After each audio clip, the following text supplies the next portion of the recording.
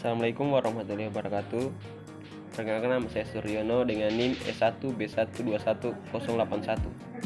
Pada kesempatan kali ini saya akan mempresentasikan tugas analisis tapak dari analisis hingga konsep. Oke, materi yang pertama yaitu kondisi tapak. Kondisi tapak berhadapan langsung kepada perumahan warga, pencucian mobil. Yang di sebelah kirinya lagi yaitu tempat sekolah yaitu Junior Essing School, dan di belakang tapak yaitu perumahan warga. Jadi gambaran tanggapan rancangannya itu penempatan bangunan di arah barat agar tidak ribut dari samping tapak, yaitu dari sekolah di samping tapak, dan peletakan taman guna meredam kebisingan dari pertigaan jalan. Dinding bangunan di pertigaan agar kebisingan dapat sekolah tidak bising, dan jarak pojok terbuka agar pengendara motor dan mobil dapat melihat bangunan yang berdiri. Dan di tengah tapak yaitu apotik diletakkan di tengah agar tidak terganggu dan terhindar dari kebisingan. Penempatan parkir di samping jalan agar minimalisir kebisingan yang masuk pada bangunan.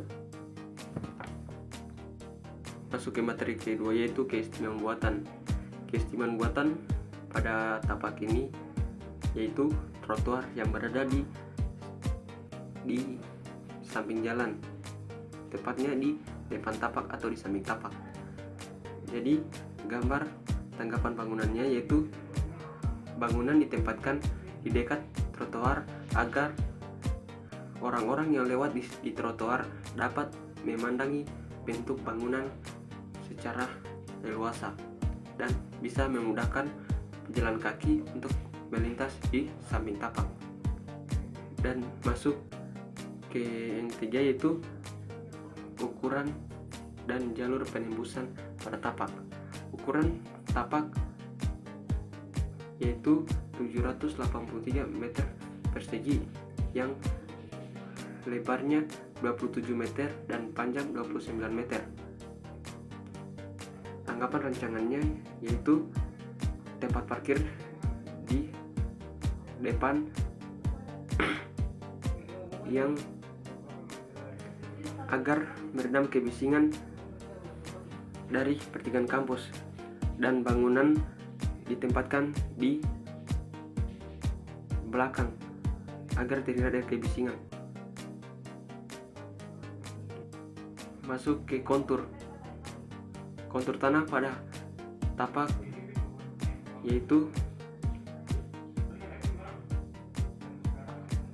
0% kemiringan. Jadi tanggapan rancangannya itu penempatan bangunan di posisi terbaik di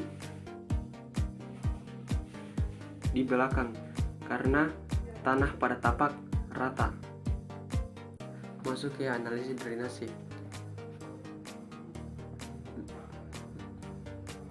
Drainase terletak di depan tapak, dan tanggapan rancangannya yaitu bangunan dibuat jauh dari drainase agar bangunan terhindar dari masalah drainase, misalnya banjir yang diakibatkan drainase tersumbat.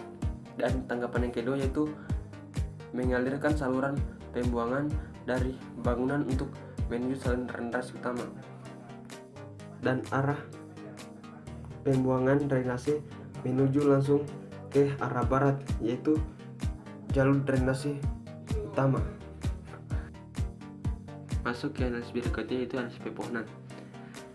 Analisis pepohonan yaitu terdapat pohon pisang tepat di belakang tapak dan pohon mangga tepat berada di samping tapak, dan terdapat pertumbuhan semak yang di dekat pertigaan jalan.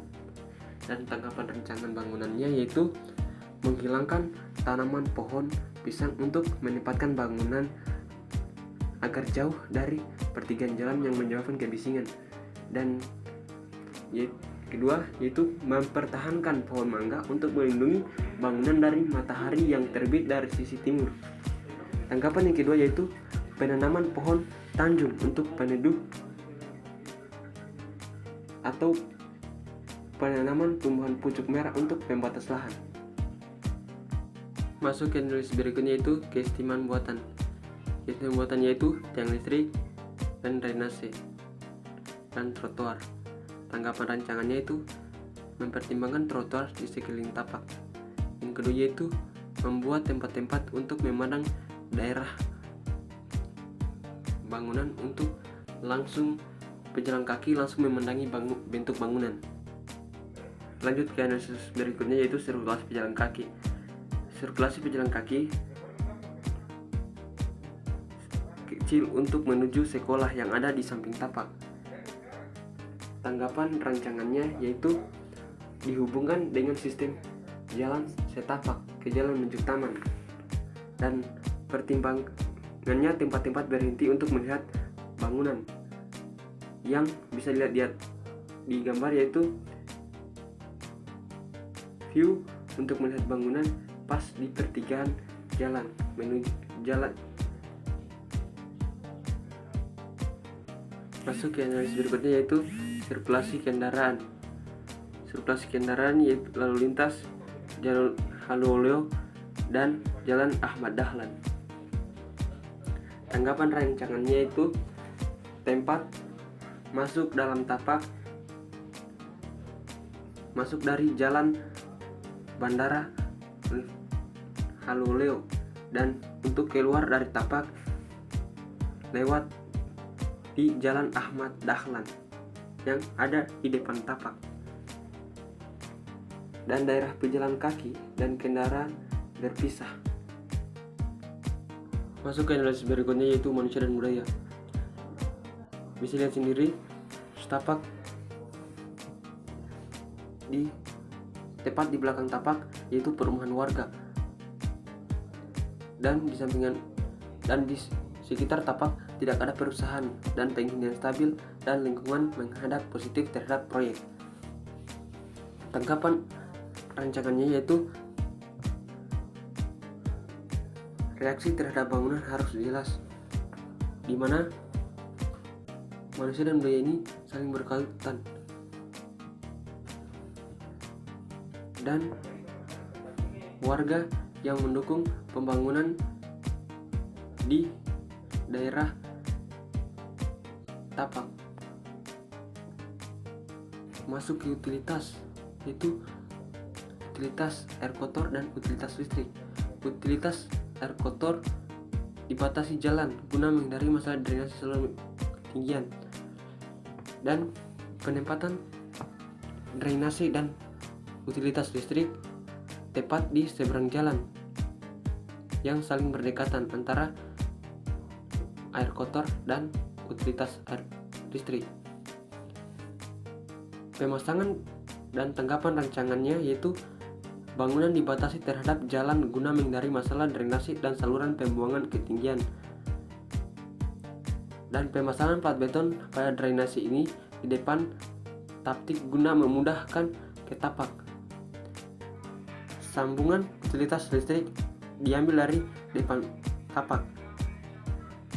Drainase perlu pembersihan dari peruntukan agar saluran tidak terhambat sehingga terhindar dari banjir. Masuk berikutnya yaitu analisis view. Analisis view. Tanggapan rancangannya yaitu pada sisi tapak ini akan ditempatkan ruangan pada sisi tapak di depan yaitu akan ditempatkan ruang terbuka hijau dan taman pada halaman, karena seandainya bangunan ditempatkan ke depan akan mengganggu orang yang akan meninggali bangunan tersebut. Pada bangunan yang arah hadap ke arah jalan simpangan terdapat view dan dapat dilihat dari dua arah sebagai peletakan focal point, dan view terbaik di tapak ini yaitu dilihat dari pertigaan jalan yang langsung mengarah ke bentuk bangunan. Masuk ke analisis berikutnya, yaitu matahari dan angin. Pada sore hari, panas matahari pada bangunan sangatlah kurang, dan pagi hari akan berpengaruh serta pada kenyamanan. Tanggapan rancangannya yaitu penggunaan beberapa vegetasi untuk minimalisir panas yang terkena bangunan dari jam 11.00 sampai jam 3.00 atau 15.00, dan penggunaan material cat baik untuk menanggulangi panas matahari yang berlebihan. Dan pada bagian panas yang terkena langsung dari sengatan matahari akan dibuat overstack pada bangunan serta minimalisir panas yang terkena langsung pada matahari. Masuk ke analisis berikutnya, itu curah hujan. Musim hujan berlangsung 7,7 bulan dari November sampai 15 Juli. 33% kemungkinan hujan. Tanggapan rancangannya itu yaitu penggunaan atap curam digunakan untuk menghindari air tertampung di atas yang bisa mengakibatkan atap rembes.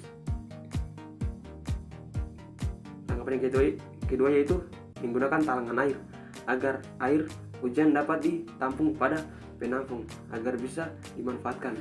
Tanggapan yang ketiga yaitu terristis atau untuk melindungi semua pembukaan dinding dan sambungan dinding ke atap. Analisis berikutnya yaitu kebisingan. Kebisingan disebabkan kendaraan yang lalu lintas di pertigaan jalan yang banyak dilalui oleh kendaraan bermotor atau roda 4. Kebisingan yang berasal dari belakang tapak atau di samping tapak kurang bising. Dan tanggapan rancangannya itu dibuatkan taman di depan tapak yang mengarah langsung ke pertigaan kampus untuk minimalisir kebisingan yang sangat bising, dan penggunaan sekonri yang dipadukan dengan tanaman rambat agar meredam kebisingan yang tinggi. Berikut yaitu konsep perletakan masa bangunan. Jenis-jenis organisasi ruang dan bangunan. Organisasi terpusat, suatu bangunan sentral dan dominan yang dikelilingi oleh sejumlah ruang sekunder yang dikelompokkan. Yang kedua yaitu organisasi linear, sebuah struktur linear ruang-ruang berulang. Yang ketiga bisa dilihat yaitu organisasi radial, yaitu sebuah ruang terpusat yang menjadi sentral organisasi lebar ruang yang memanjang dengan cara radial.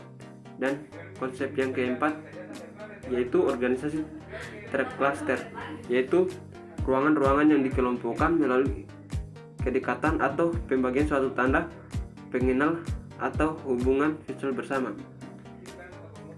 Peletakan masa bangunan terhadap kontur, yaitu bentuk bangunan disesuaikan dengan bentuk lahan.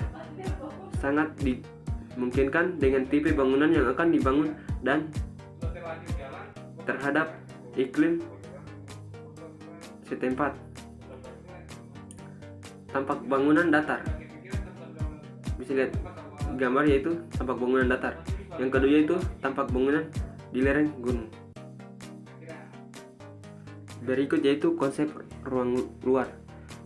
Konsep perancangan ruang terbuka yaitu ruang terbuka aktif dibagi yaitu lapangan olahraga dan ruang tunggu dan lain-lain. Ruang terbuka pasif pertama yaitu taman atau penghijauan dan lain-lain. Konsep elemen ruang luar yaitu konsep perancangan elemen-elemen tapak di sekitar masa bangunan yang mendukung seperti lampu, rambu-rambu, taman, dan lain-lain. Aplikasi terhadap tapak yaitu dilihat yaitu bangunan ditempatkan di tengah-tengah dan taman ditempatkan pada dekat pertigaan jalan dan parkiran ditempatkan di depan bangunan. Masuk ke konsep parkiran. Parkiran adalah keadaan tidak bergerak suatu kendaraan yang bersifat sementara karena ditinggalkan oleh pemiliknya. Standar dan aturan ruang parkir yaitu parallel parking, bisa lihat di gambar, yaitu parking off-site dan go parking on the way, parking the way, parking to way. Hal-hal yang perlu diperhatikan pada waktu desain area parkir yaitu waktu pemakaian lokasi parkir, yang kedua yaitu kapasitas atau biaya tabung, yang ketiga yaitu standar keamanan lokasi, yang keempat yaitu keberadaan penerangan, yang kelima yaitu bentuk area parkir, yang keenam yaitu konduksi parkir, yang ketujuh fasilitas pelengkap parkir, dan 8 yaitu biaya parkir. Aplikasi terhadap tapak yaitu bangunan di tengah dan parkir di sebelah tapak. Sekian presentasi dari saya ucapkan terima kasih. Wabillahi taufiq hidayah. Wassalamualaikum warahmatullahi wabarakatuh.